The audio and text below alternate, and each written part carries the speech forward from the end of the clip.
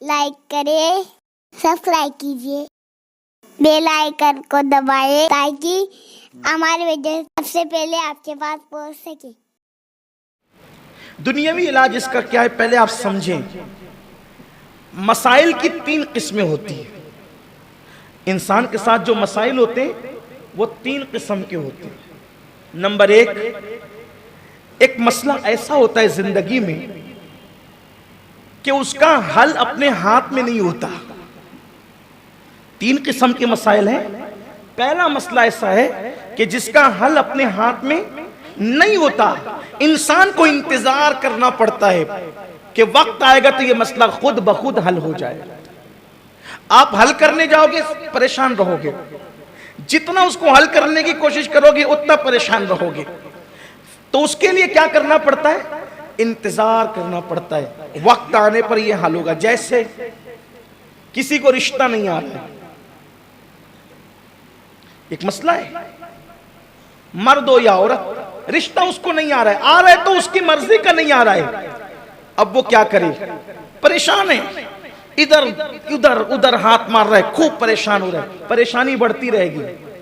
ایسا مت کیجئے۔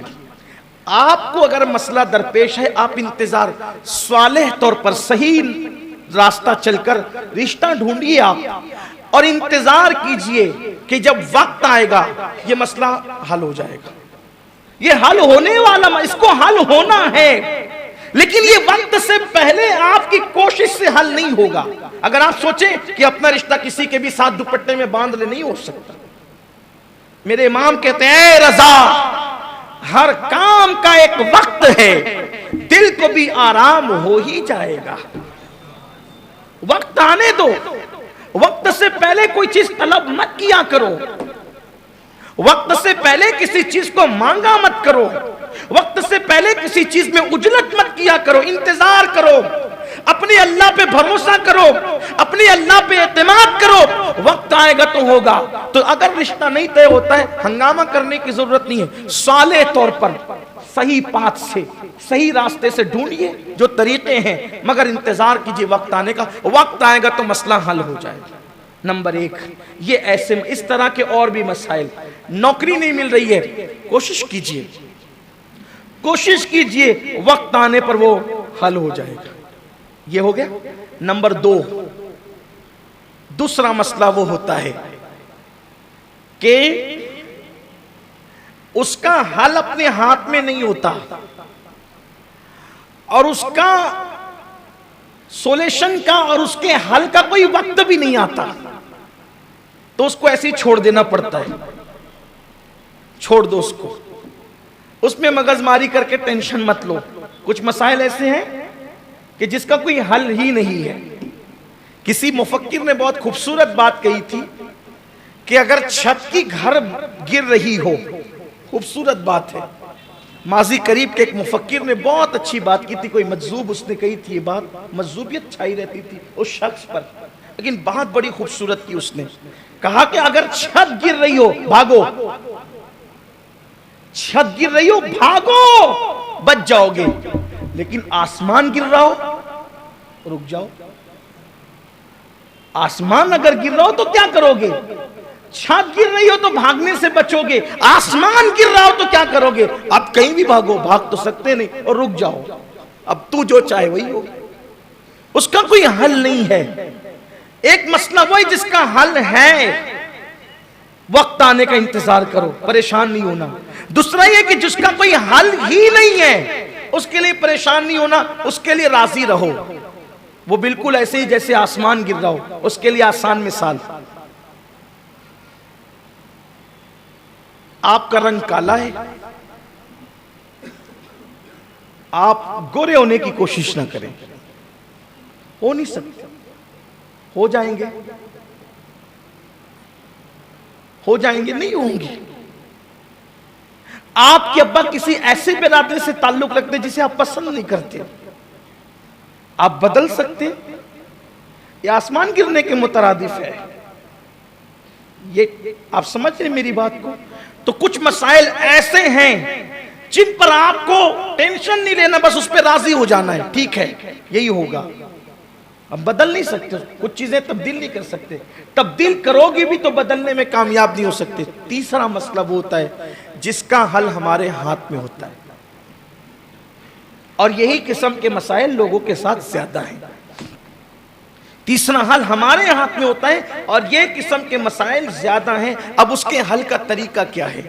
نمبر 1، جو مسائل آ جائیں، جیسے کہ روزی کا مسئلہ، میں مالدار نہیں بن پا رہا ہوں، اس کا حل میرے ہاتھ میں، محنت زیادہ کروں، کوشش زیادہ کروں۔ مال کمانا کوئی مشکل نہیں ہے، آپ 8 گھنٹے ڈیوٹی کرتے ہیں، 12 گھنٹے کیجئے، مال آئے گا۔ خرچہ اپنا کم کر دیجئے، مال آئے گا۔ یہی مالیگاؤں میں میں نے اپنے بچپن سے لے کر اب تک کی زندگی میں، اس وقت میری عمر 37 سال کی شروعات رننگ ہے، اب مئی آئے گا انشاءاللہ تو 37 سال میری زندگی کے پورے ہو جائیں گے۔ لیکن میں نے اپنی بچپنے کی زندگی سے لے کے اب تک دیکھا کہ دوسرے علاقوں سے لوگ صرف ایک بدن کا کپڑا پہن کر آئے تھے، اور اب میں ان کو دیکھتا ہوں تو ان کی کئی سائزنگیں، کئی کارخانے ہیں، کیونکہ میں نے ان کو دیکھا اپنے بچپنے میں، ان کو جانتا بھی ہوں، اس دن سے جانتا ہوں جس دن سے وہ آئے تھے۔ وہ بسی میں کھاتے تھے اور وہ مالیگاؤں کی پراپر عوام سے زیادہ ڈبل ڈیوٹیاں کرتے تھے، محنت کرتے تھے۔ بلکہ آج ہم دیکھ رہے ہیں کہ جس کے کارخانے میں وہ کام کرتے تھے، ان کی اولادیں اب ان کے کارخانے میں کام کر رہی ہے، ان کی سائزنگوں میں کام کر رہی ہے۔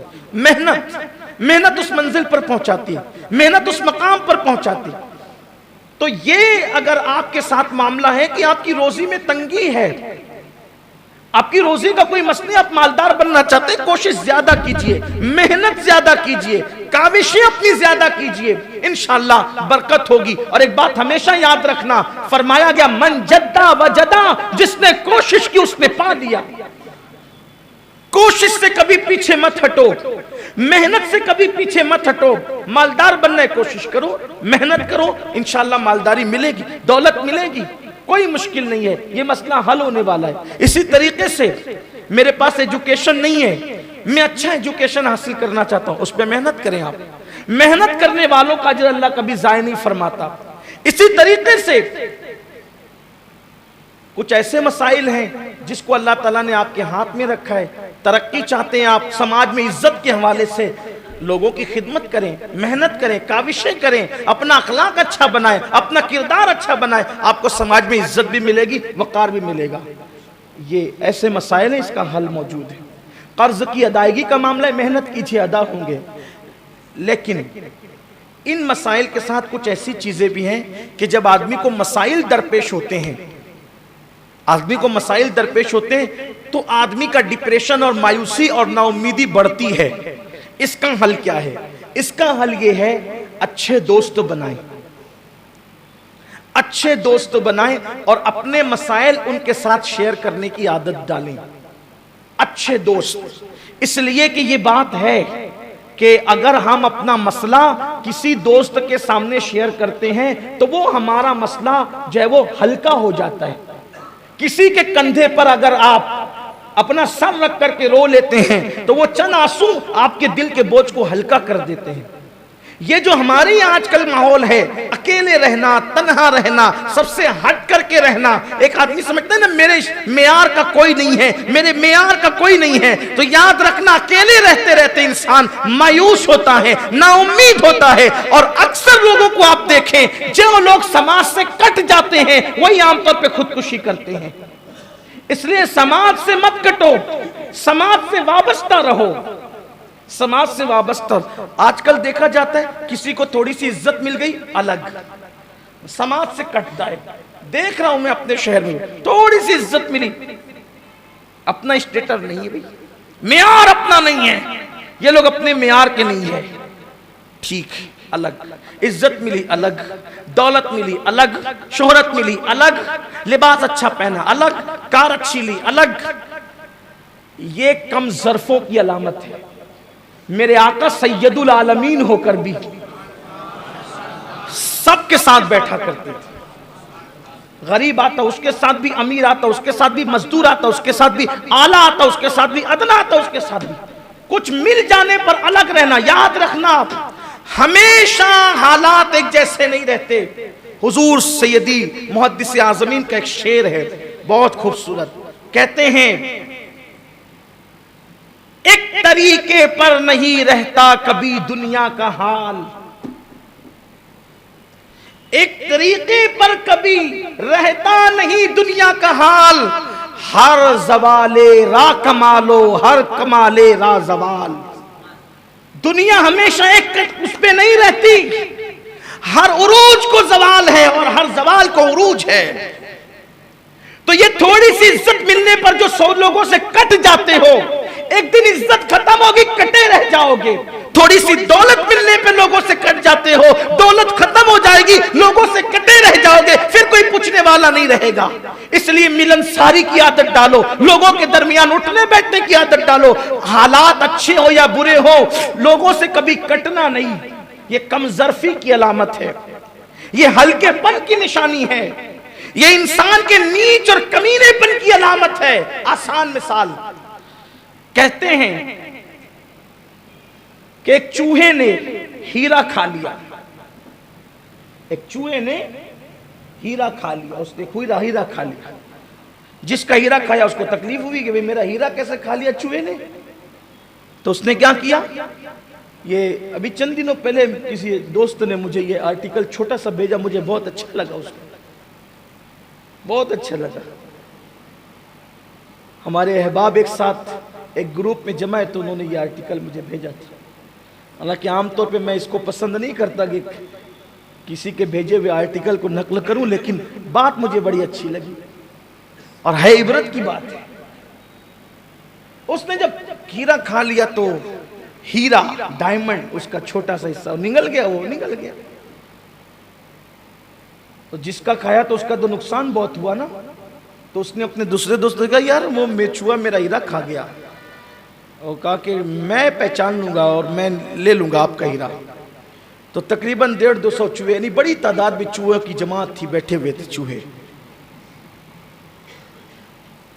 تو ان چوہوں میں بیٹھے ہوئے چوہوں میں اس دانشمند نے نشانہ لگایا اور اس چوہے کو مار دیا. اس کا پیٹ کاٹا گیا تو اس میں سے ہیرا مل گیا. تو شخص نے پوچھا یار اتنے سارے چوہے تھے, اتنے سارے چوہے تھے, سب کالے کالے چوہے, تم نے کیسے پہچان لیا کہ اسی نے ہیرا کھایا ہے؟ اس لیے کہ ہیرا کھاتے تم نے دیکھا نہیں, اگر دیکھ بھی لیتے تو سارے چوہے ایک جیسے دکھتے ہیں, تم نے کیسے پہچانا؟ کہ اس نے بہت اچھی بات کہی, کہا کہ وہ ہیرا کھا لیا تھا نا اس نے, تو چونکہ اس کے پیٹ میں آ گیا تھا مال ہیرا, تو اپنی برادری سے کٹ کے الگ بیٹھا ہوا تھا. کیونکہ جب نا اہلوں کو, کم ظرفوں کو کچھ بھی مل جاتا ہے تو پھر وہ تھوڑا الگ رہنے کی کوشش کرتے ہیں. میں سمجھ گیا جو الگ ہے اسی کے پاس مال ہے, تو پھر میں نے اس کا کام تمام کر دیا. اس لیے اگر کچھ مل جائے ملنساری ہونی چاہیے. ایک طریقے پر کبھی دنیا کا حال نہیں رہتا, ہر عروج کو زوال ہے اور ہر زوال کو عروج ہے. اس لیے یاد رکھنا کبھی بھی الگ تھلگ نہیں رہنا. اچھے دوست تو بنائیں, لیکن کمنٹ شیئر ضرور کریے.